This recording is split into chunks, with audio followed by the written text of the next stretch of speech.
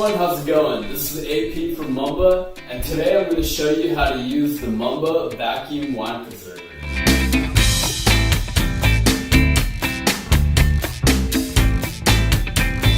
Now, it may seem a little intimidating at first, but it's actually very simple to use. So right now, we got the wine bottle open, just poured myself a glass, got the Netflix on cue, and we're going to seal the wine bottle back up to preserve its freshness and great taste. First, make sure you're on a flat, even surface. You don't want to waste any of that good wine. The next thing you're going to want to do is put the wine stopper on your wine bottle like so.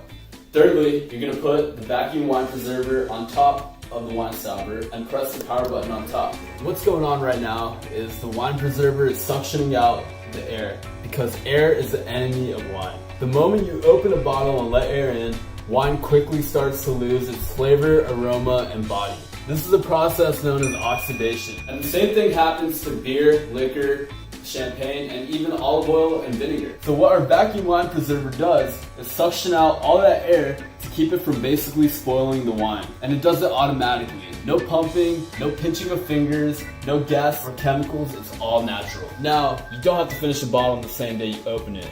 Or if you find a wine you really enjoy, it'll stay deliciously fresh down to the last drop. You'll never throw out a bottle of wine again, trust me. So, as you can see, once the wine preserver is done working its magic, it shuts off automatically. All you have to do is remove it from the top.